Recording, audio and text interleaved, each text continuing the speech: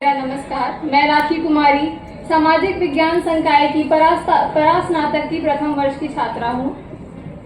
आज अंबेडकर जयंती पर आयोजित इस उत्सव में हम एक छोटा सा नाटक प्रस्तुत करने जा रहे हैं। Caste is not merely division of labour, rather it is division of laborers. Division of labor is needed in every society, but in no society division of laborers in watertight compartments is needed. अर्थात जाति केवल श्रम का विभाजन नहीं बल्कि श्रमिकों का भी विभाजन है। श्रम का विभाजन आवश्यक है, लेकिन जाति के आधार पर श्रमिकों का विभाजन सही नहीं है। ये शब्द हैं बाबा साहब भीमराव अंबेडकर के। बाबा साहब ने अपना पूरा जीवन समान अधिकारों की लड़ाई में समर्पित कर दिया।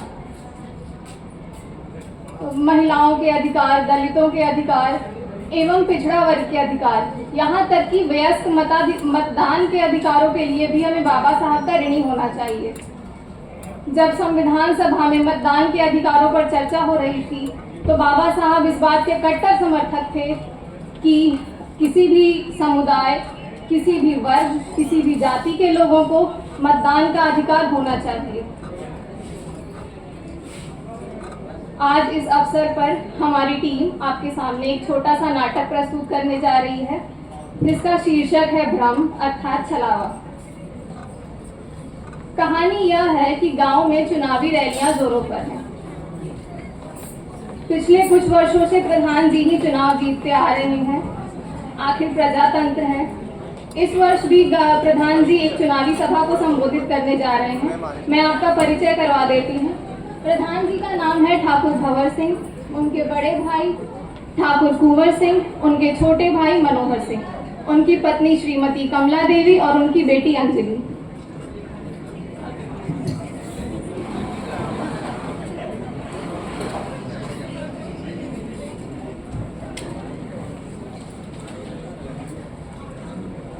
ग्राम सभा में उपस्थित सभी देवियों और सज्जनों को मेरा प्रणाम।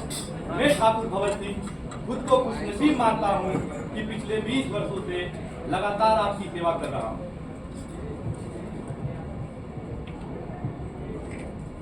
मैं ठाकुर भंवर सिंह खुद को खुशनसीब मानता हूँ कि पिछले 20 वर्षों से लगातार आपकी सेवा कर रहा हूँ और इस बार चुनाव में आपकी सेवा करने के लिए ही मैं चुनाव लड़ रहा हूँ। आप तो मेरा स्वभाव जानते ही हैं। इन गांव वालों को जब भी मेरी जरूरत पड़ी है, दिन हो या रात, जाड़ा हो या बरसात, चाहे जितनी भी विकट परिस्थिति हो, जब गांव वालों को जरूरत पड़ती है तब तक मैं और मेरा परिवार आपकी मदद करने के लिए सबसे आगे खड़े रहते हैं। लेकिन इस बार हमारे विरोधियों द्वारा हम पर जातिवाद का आरोप लगाया जा रहा है।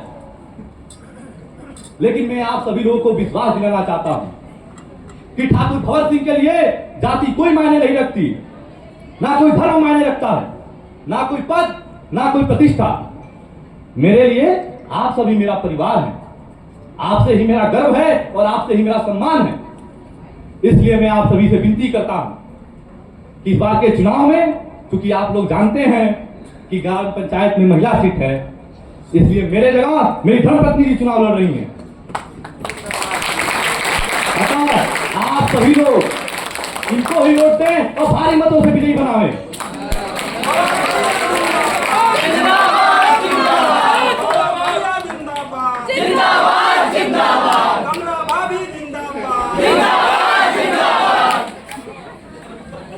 बाकी और सब चीज तो आप जानते ही हैं। काम काज हमें ही संभालना है, कोई दिक्कत परेशानी नहीं होगी। ठीक है, तब चलते हैं।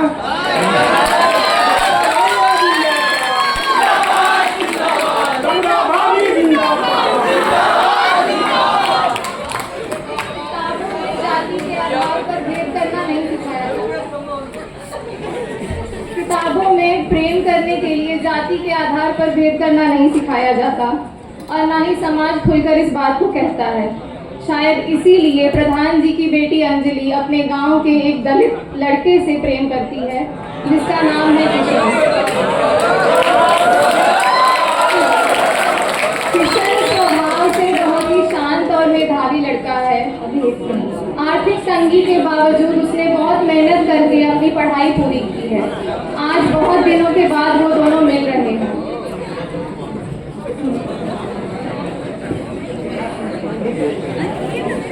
अब तक तो आ जाना चाहिए था। अरे तुमने आने में इतनी देर क्यों कर दिया? क्या किशन, तुम्हें तो पता है ना कि देख लेगा तो कितनी मुसीबत होती है।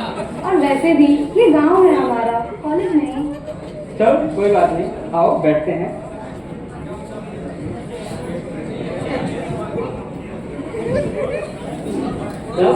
मिठाई कब खिला रही हो? तुम्हारे पिताजी तो फिर से चुनाव जीत गए। हाँ हाँ बिल्कुल, कल आऊंगी तो पक्का लेते आऊंगी। वैसे तुम बताओ, तुम्हारे प्लेसमेंट का क्या होगा? इंटरव्यू दिया है मैंने, संभव है अगले महीने तक परिणाम आ जाए। बस मैं भी यही चाहती हूँ कि तुम्हारी अच्छी से अच्छी नौकरी लग जाए, ताकि पिताजी हमारी शादी के लिए मान जाए। अंजलि, कभी कभी मैं सोचता हूँ कि मेरी नौकरी लग जाने के बाद भी क्या तुम्हारे पिताजी हमारी शादी को राजी होंगे? अरे नहीं नहीं किशन, तुम कैसी बातें कर रहे हो?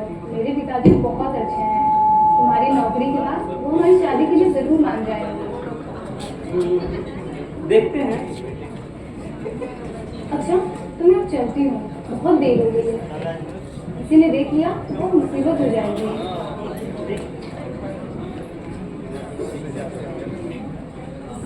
किशन अपने माता पिता की लगन और मेहनत देखकर बड़ा हुआ है।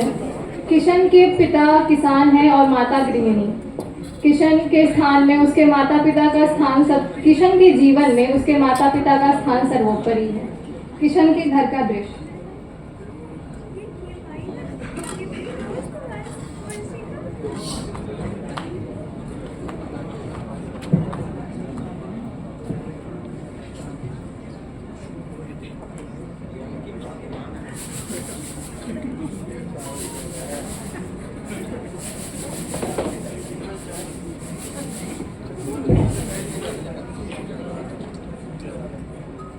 गंगा, अरे ये गंगा, तने एक गिलास पानी ले आवा हो। हरी राम गुराम। का भेल बाबूजी? कहा बताई बचवा, खेती बाड़ी में अब कुछ बचल नहीं थे। जब जमीन का अपन बाना दूसरा के जमीन का फसल उगौले रहनी है, आज वो जमीन प्रधान छीन लेना। कहना हो कि तुम्हारा पढ़ाई खातिर जौन कर्जा ले ले रहनी, जब तक कर्जा चुकाई ना तब तक ना खेत मिली ना फसल। अब घर गृहस्थी कैसे चली कुछ समझ में नहीं आवत। अब तो बस भगवान भरोसे। बाबूजी, रउरा इतना चिंता मत करी। एक बार हमरो नौकरी लाग जाओ तो हम सब कुछ ठीक कर दे। हाँ बचवा, तुम्ही से तो आस बा। बाबूजी एगो फोन आ सके तनी हम बात करनी है।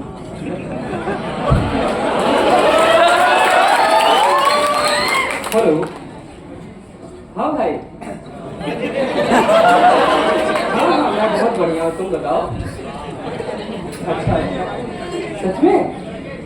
अरे बहुत बहुत धन्यवाद भाई। अरे ये तो बहुत खुशी की बात। क्या पार्टी?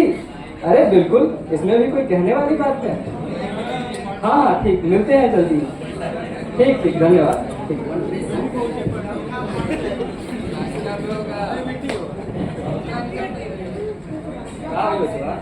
बाबूजी, माई अभी अभी फोन आई लेते, हमारी नौकरी लग गई।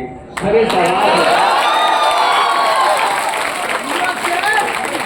बेटा तू हमारा सारा गर्व से ऊंचा कर दिया बेटा। बेटा तू हम अपना गांव में पहला ऐसे लड़का बड़ा जेकर अपना समाज से नौकरी लागल बा। तू हमार और अपना समाज के नाम रोशन कर दिया। हमके तो पे गर्व बेटा।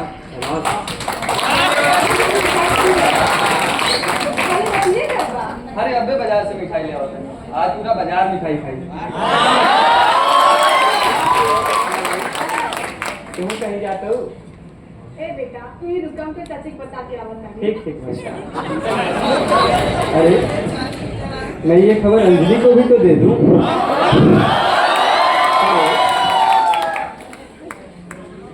एक गरीब परिवार का लड़का नौकरी पा जाता है। इसमें उसकी मेहनत और बाबा साहब के किए गए मेहनत की दोनों का जोड़ है ये। इसी के साथ एक और परिवार में खुशियां आई। प्रधान जी इस बार फिर से चुनाव जीत गए। आज वे अपने परिवारजनों के साथ बैठकर बातचीत करेंगे।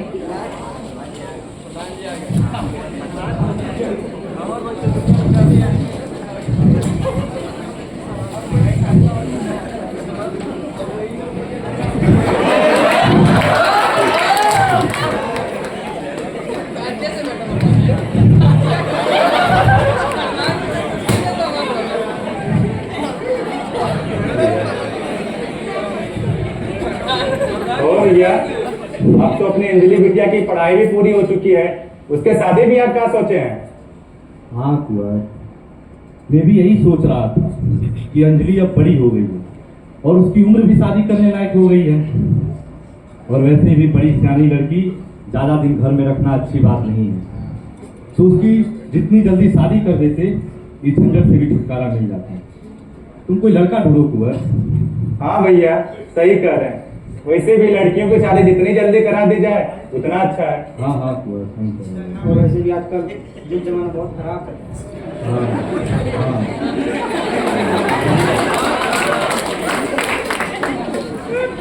और कहाँ हो?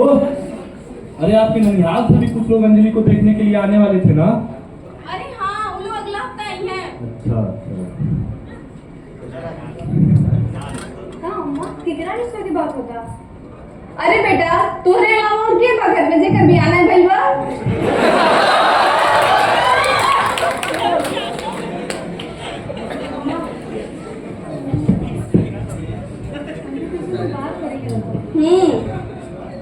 बोला हम किशन के पसंद करेगा और उन्हीं से शादी भी करे जाएगा। क्या बोल रही हो? पागल हो क्या? अरे क्या हुआ?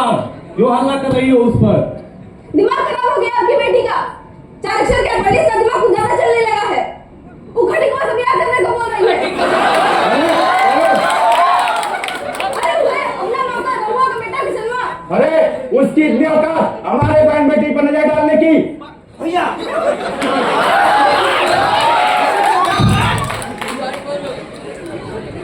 लोगों को कुछ करने की जरूरत नहीं है।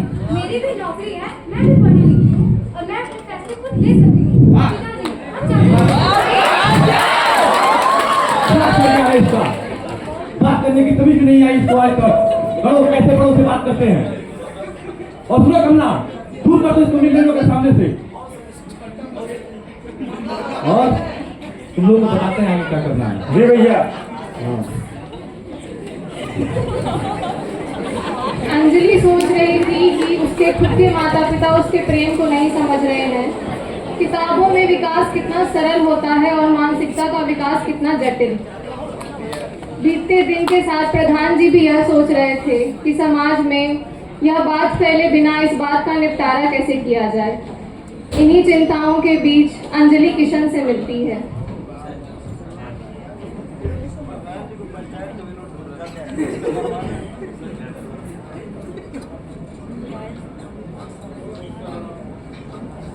अरे अंजलि, तुम इतनी उदास क्यों हो? और आज अचानक ऐसे मिलने के लिए बुलाया? सब कुछ ठीक तो है? हाँ किशन, दरअसल बात ही कुछ ऐसी है। मेरे पिताजी मेरी शादी कहीं और करा रहे हैं। तुम्हारे बारे में बताने पर उन्होंने मुझे बहुत पीटा। मैं यहाँ पर बहुत छुप छुपा के आई हूँ। मुझे तो खैर इस बात की उम्मीद पहले से ही थी। तुम्हारे पिताजी एक सवर्ण होकर एक नीची जाति के घर के लड़के में अपने घर की बेटी को कभी नहीं ब्याहेंगे। तुम सही कह रहे हो किशन, मुझे अब पता चला। पढ़ाई लिखाई से भी समाज से हम ये जाति बंधन को खत्म नहीं कर सकते। हाँ, ये लोग कितना भी आधुनिकता का ढोंग कर ले, लेकिन ये समाज के ऊंचे लोग जब भी रोटी बेटी की बात आएगी तो हम नीचे लोगों के साथ बराबरी कभी स्वीकार नहीं करेंगे। आज हमारा देश भारत दिनों दिन उन्नति कर रहा है। हमारे वैज्ञानिक अंतरिक्ष में जा रहे हैं, तो कहीं विज्ञान के क्षेत्र में नए नए खोज और आविष्कार हो रहे हैं। लेकिन हमारा यह समाज, ये हमारा सड़ा हुआ समाज आज भी जाति के बंधनों में जकड़ा हुआ है। आज शहर में बैठे हुए इन लोगों को लगता है कि जाति व्यवस्था का तो अब कोई नामो निशान ही नहीं बचा। अब तुम ही बताओ अंजलि, इन परिस्थितियों में मैं क्या करूं? किशन, मुझे लगता है कि हमें यहाँ से भाग जाना चाहिए। अरे नहीं नहीं, ये किस तरह की बातें कर रही हो तुम? तुमने ऐसा सोचने से पहले कभी हमारे परिवारों के बारे में सोचा है? क्या तुम्हारे परिवार के लोग मेरे माता पिता को चैन से जीने देंगे? अरे वो लोग तो उनकी जिंदगी तबाह कर देंगे, जबकि उन बेचारों की तो कोई गलती भी नहीं है। किशन, अगर मेरी शादी तुम्हारे अलावा किसी और से हुई तो मैं अपनी जान दे दूंगी। और वैसे भी शादी के बाद हम तुम्हारे माता पिता को शहर में बुला लेंगे। नहीं अंजलि, इस तरह से जान देने की बातें ना करो। अगर हमारे पास यही एक विकल्प बचा हुआ है तो यही सही। आज रात ही हम दोनों यहाँ से कहीं दूर चले जाएंगे। Thank you Kishan.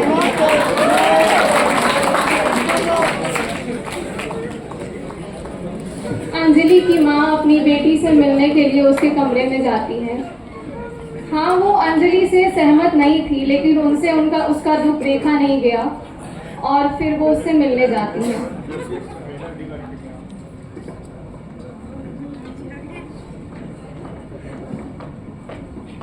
कैसे अंजलि कहीं दिखाई नहीं दे रही है?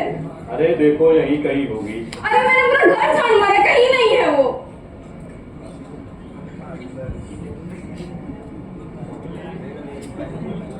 अरे ओ कुमार! जी भैया। मनोहर! जी भैया। यार अंजलि कहीं घर में दिखाई नहीं दे रही है। अच्छा, जरा पता तो करो वो किसनवा कहाँ है। जी भैया।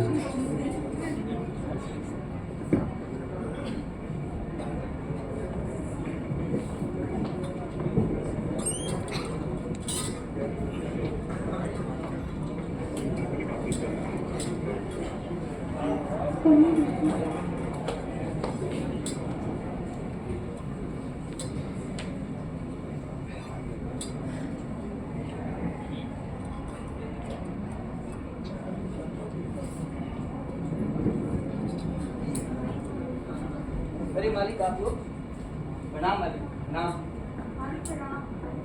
इतना रात के आपको भेजा कैसे? कोनो काम रही तो हमके बुला ले रहती, हम आगे रहती। किसनवा काम बा? अरे सरिया ले ये सराल दुनिया कहीं अपने दोस्तों के साथ घूमत हुई। का हुई मालिक? बात पका तो कहीं नहीं पता। का हुई मालिक?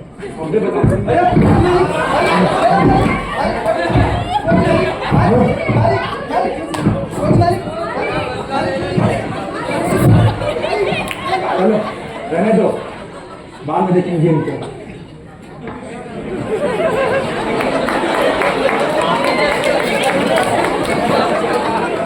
पूरी कोशिश की जाती है कि ये बात दोनों परिवारों के बीच ही रहे, लेकिन गांव वालों को इन बातों की भनक लग जाती है और वो तरह तरह की बातें बनाते हैं। जो गांव वाले आज तक प्रधान जी की आंखों में आंखें डालकर सवाल नहीं कर पाते थे, बात नहीं करते थे, आज वो उनके चरित्र पर, उनके परिवार के संस्कारों पर सवाल कर रहे थे।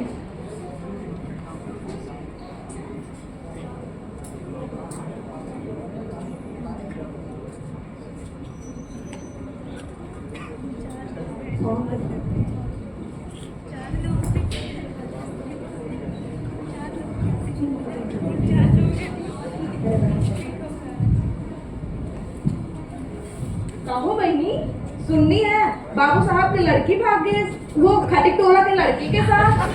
हाँ बाबूजी, वो किसनवा के साथ जो भागी है, उसको बाहर पढ़ने लिखने गए थे, वही प्यार मोहब्बत हुआ। अरे तो बाबू साहब से मिल जाइए तो दोनों के जिंदा ना छोड़िए।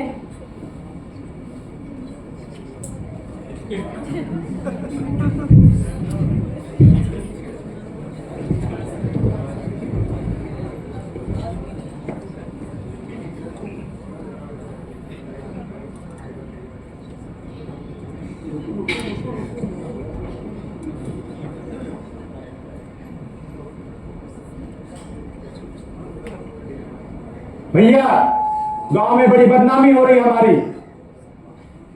कोई बात नहीं हुआ। ये अपमान हम बर्दाश्त नहीं करेंगे। आज से मर गई है वो मेरे लिए। मैं अब अपनी इकलौती बेटी का पिंडदान करूंगा।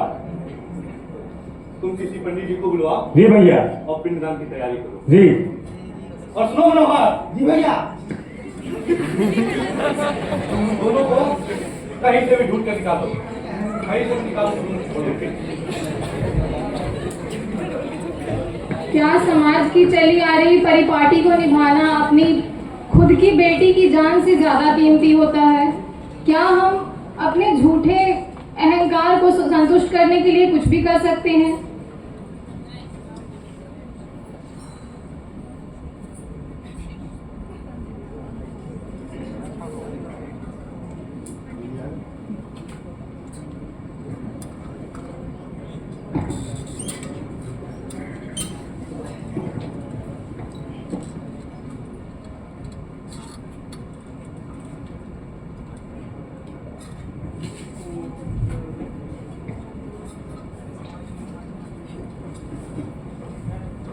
जी क्या कर रहे हैं आप? ये सब करना जरूरी है। अंजलि अपनी इकलौती बेटी है, आप उसका पिंडदान कर देंगे। चुप! मर गई ना वो मेरे लिए, और किसी ने भी इस घर में अगर उसका नाम मेरे सामने भी लिया तो मुझसे बुरा कोई नहीं होगा। तू हट जा तुम यहां से।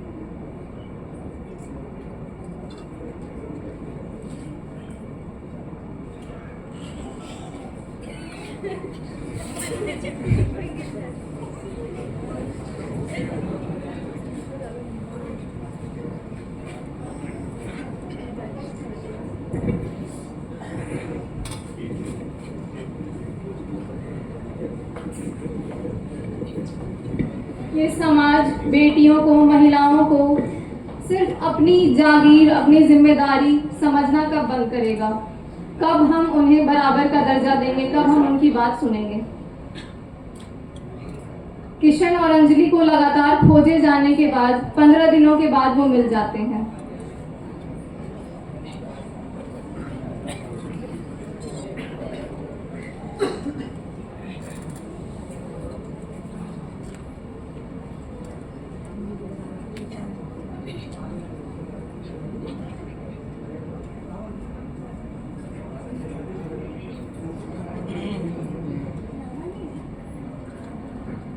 उमर भैया, भैया मिल गए दोनों के दोनों हरामखोर।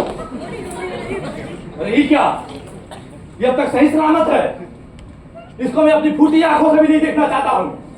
इसको तब तक मारो जब तक कि मर ना जाए। मारो तब तक इसको।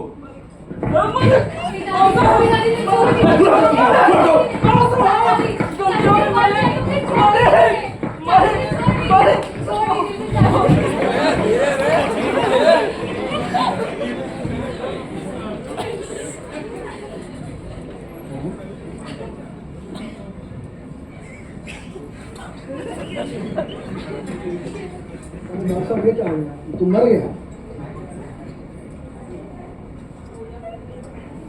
मर नहीं गया, इज्जत बताई है मैंने।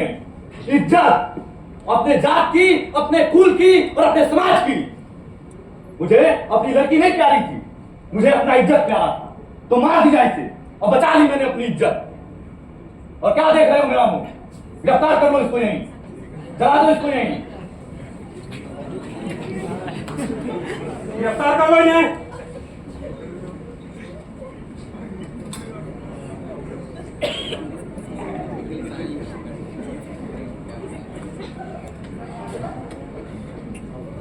इस तरह एक और प्रेम कहानी का भयावह अंत ऑनर किलिंग जैसे अपराध के रूप में हुआ। ऐसी सैकड़ों हजारों घटनाएं भारत देश में लगातार हो रही हैं और हम इसके लिए कुछ नहीं कर रहे हैं। आज भी हमारे समाज में बेटियों को अपनी जिम्मेदारी समझा जाता है, अपनी जागीर समझा जाता है। पूरी जिंदगी उन्हें पाल पोस कर बड़ा करने के बाद केवल विवाह के नाम पर अथवा किसी भी कारण से अगर वो अपनी बात कहती हैं, अपनी राय रखती हैं, तो यह समाज बर्दाश्त नहीं कर पाता है और उनकी हत्या कर दी जाती है। ऑनर किलिंग के शिकार के रूप में हम सिर्फ महिलाओं को ही नहीं, पुरुषों को भी देखते हैं। संविधान के जिन प्रावधानों में पुरुषों और महिलाओं को समान अधिकार दिए गए हैं, क्या प्रधान जी को उसका ज्ञान नहीं था? क्या वे नहीं जानते थे कि यह अपराध है? लेकिन अपनी झूठी शान को संतुष्ट करने के लिए उन्होंने आसानी से यह अपराध कर दिया। हमारे पास बहुत अधिकार हैं। Right to life and personal liberty अनुच्छेद 21 मूल कर्तव्यों के रूप में, right to life with dignity नीति निर्देशक तत्व के रूप में। लेकिन इन अधिकारों का इस्तेमाल हम कब करेंगे? इन अधिकारों के मूल को हम कब समझेंगे कि हर इंसान बराबर है और किसी भी अपराध को किसी भी तरीके से सही नहीं माना जा सकता। बाबा साहब का पूरा जीवन अत्याचार के खिलाफ समर्पित था। उन्होंने अपना पूरा जीवन हर समुदाय को समान अधिकार दिलाने में लगा दिया। मैं आप सबसे प्रार्थना करूंगी कि आज घर जाकर आप संविधान का एक अंश जरूर पढ़ें और धीरे धीरे उस पूरे संविधान को पढ़ें, उसको आत्मसात करें। केवल पढ़ें नहीं, उसको अपने जीवन में लाएं, ताकि हम अत्याचार अपने अंदर से, अपने आसपास से जड़ से खत्म कर पाएं। धन्यवाद।